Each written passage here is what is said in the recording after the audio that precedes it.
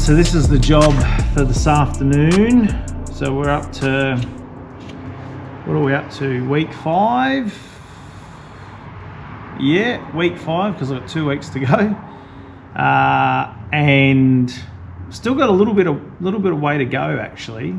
So I've got another fuse panel that's going to go in here that'll have all the relays and the fuses that are just relevant for the engine. And then I'll tie that back into the 80 series loom.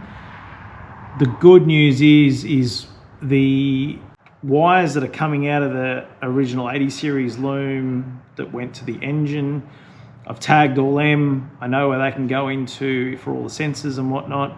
The gearbox wiring is long enough that I don't have to lengthen it, which is good. I've just rerun it slightly. Even the earths that are required in that little loom, they actually go onto an earth block that's on the engine, so that actually worked out really beautiful. So yeah, it's just going to be a matter of just now finishing everything off. And what I'm going to do as well is anything that I don't need, I'm terminating out. So I'm cutting it out and leaving, part of it in there, but I'm terminating it off. And how I do that is just put a bit of heat shrink over the end of the wire, heat shrink that on, and so therefore it doesn't, short out or anything like that. And then I can just tape it into the loom like that.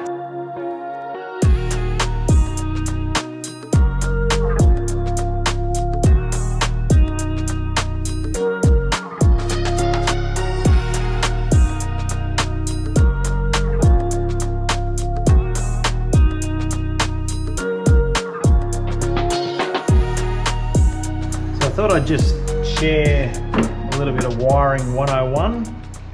Now, a lot of people don't like getting into the wiring because it is quite intimidating, and that's fair enough. But if you're willing to give it a go, as long as you can work out where everything goes, the actual joining it all together is really not that hard. So I'm just working one at a time. Make sure I get my right wire, which is this one here. Yeah, so I guess the format that I'm doing right now is, and the reason I'm doing this on the car is because it'd be easier to do it on the bench, but I know exactly where I want to run it all, and I don't have to go and measure it and then put it on and tape it all up and everything like that. I can do it on the car. So it's a little bit more fiddly and probably bad for the back and everything like that, but at least I can get it into the right spot. So what I'm doing is just working one at a time, and I'm sort of just cutting off the excess. So then I strip one end. These are just a pair of wire strippers. So strip one end, and then I find the other side, which is going to be this one.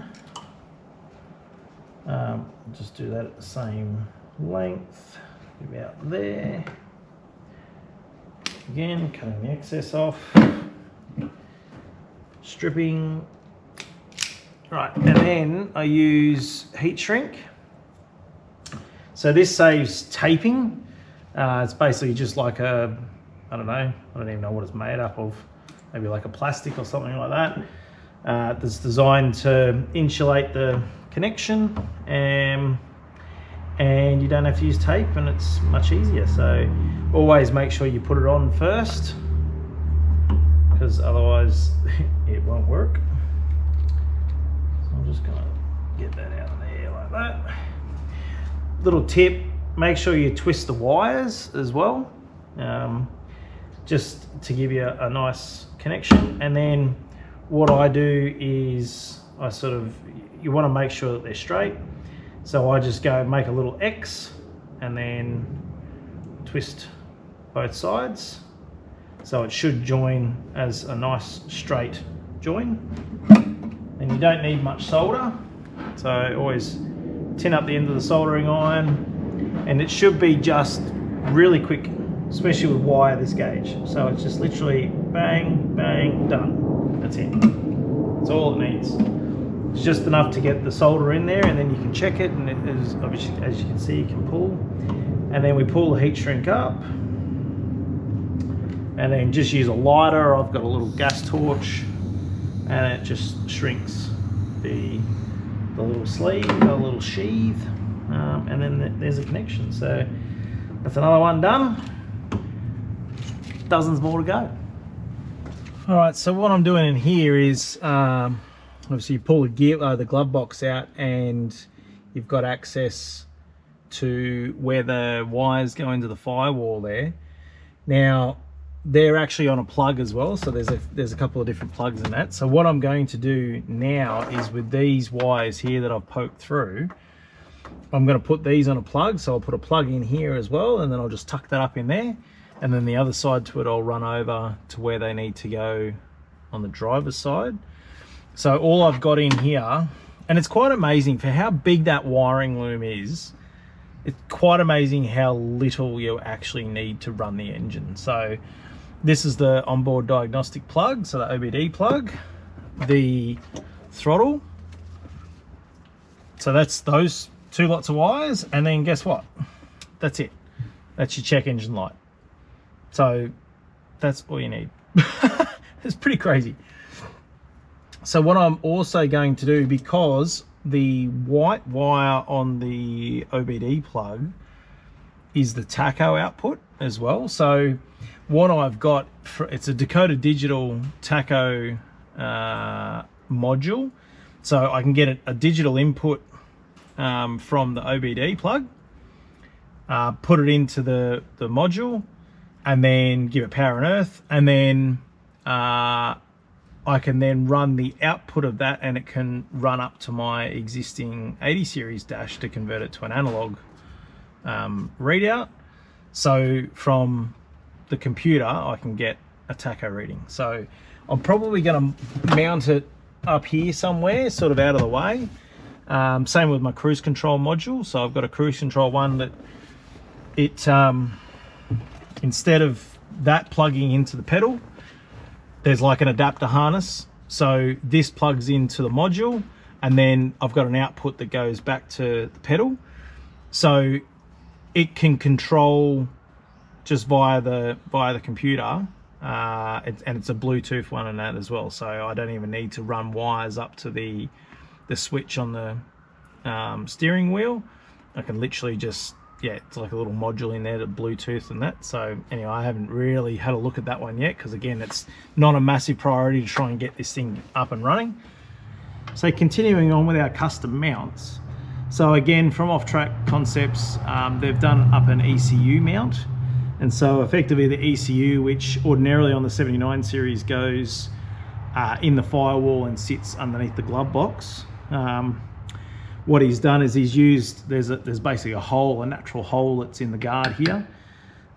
So we just make a little notch out of that, and then he's done up a bracket that uses all the existing 80 series mount points, and then we can mount the ECU in there, which then gives us, you know, once I bring across the engine loom, it just plugs straight into there. So that's a nice little mount. And then next to it is the fuel filter mount. So again, we're running the 79 series fuel filter.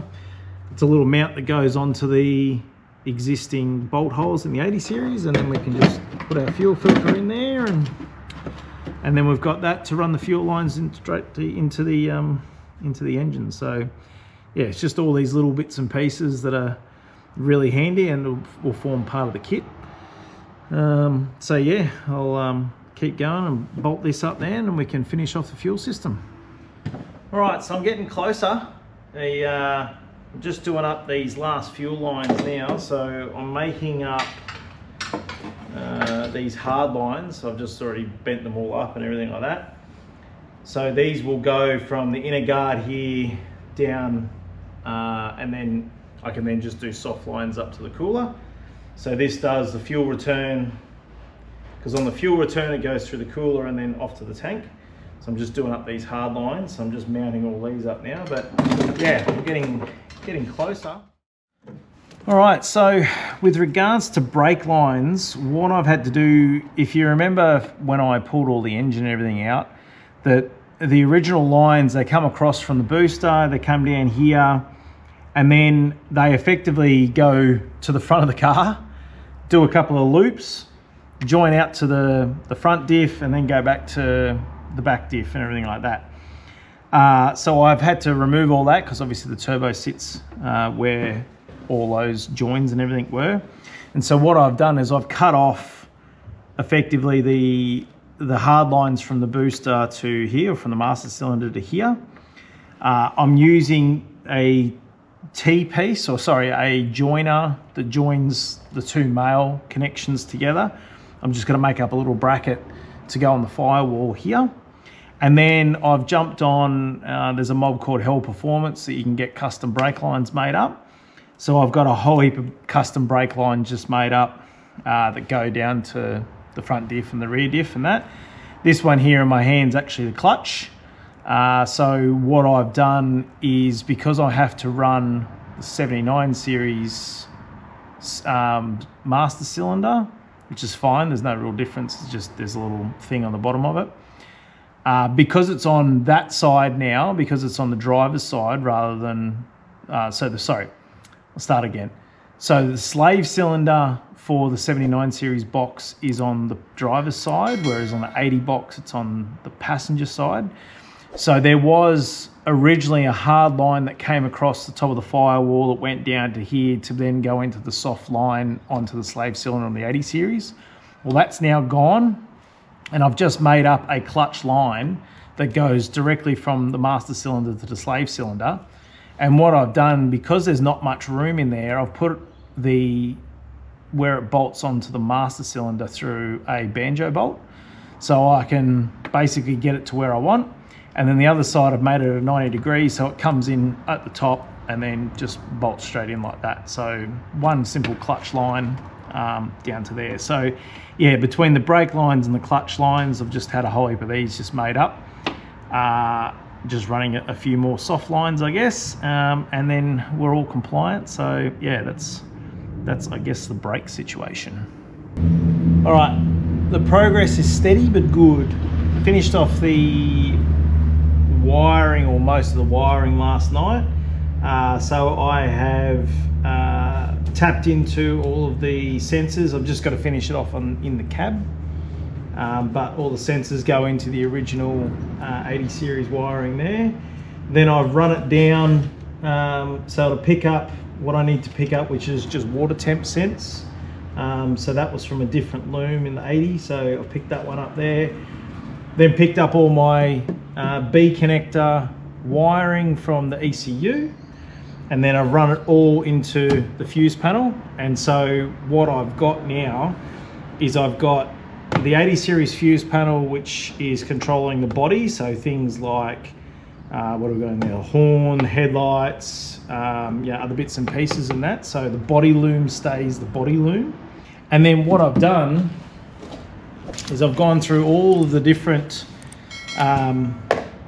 wiring diagrams, and this here, whilst it looks like a bit of gobbledygook, is actually the wiring configuration of how I wired up the fuse panel. So this fuse panel, so there's 5 relays and 6 fuses, that is going to control the engine. So I've got start relay, main 1, main 2, and then driver unit, so injector driver unit 1, injector driver unit 2. And then fuses, I've got start, alternator sense, main 1, main 2, ignition, and onboard diagnostic, OBD. So they're my 6 fuses. So that's all nice and neatly done. So the last thing I've got to do, so this one here is from the 80 series fuse panel. So this is the last piece of the puzzle.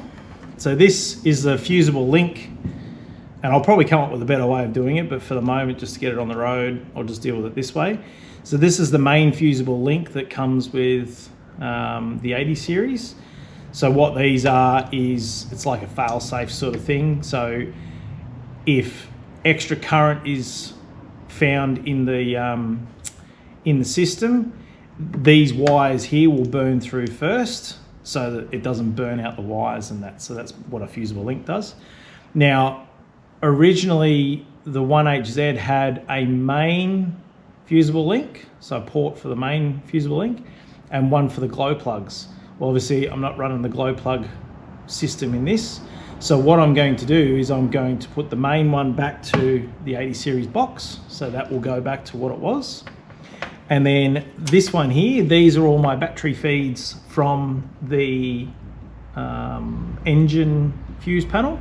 So I'm just going to terminate all those into one terminal, and then they can go on my glow plug one. And so therefore I've then got one for each. I've got a fusible link for each system.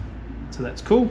And then the last thing I gotta do is just terminate all these earths and that, and put the earths in there as well. So that's literally where I got to last night, which I thought was pretty cool. I'm gonna put a plug inside, and I'll show you what I'm gonna do next, but I've still gotta put the plug in there so that if I ever need to pull the wiring out, I can just undo those plugs and the whole engine loom comes out. So tried to make it a bit fail-safe and that. So anyway, thought I'd give you a little bit of an update there. I think that'll look pretty slick. And then we're starting to get to a point where we can start putting some accessories on, put a battery in, and start seeing if it all works.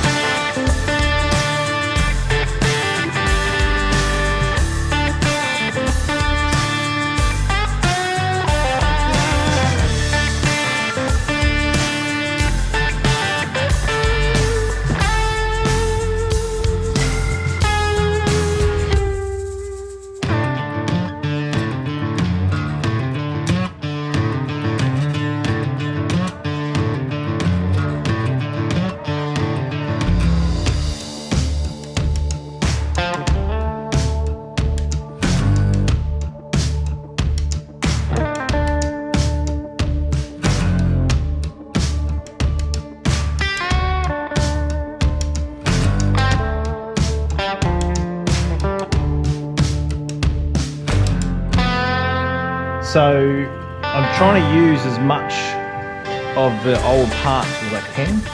So this little T-piece here, this T-piece here was on the other side. Obviously you can't use it on the turbo, but I'm like, well, I can flip it over and still use it in its form. So this comes from the master cylinder, and then I've made up this little bend. I've got a custom line made up which is a little bit longer, and then I've just made up this bracket which I'm just going to trim off the end of it now.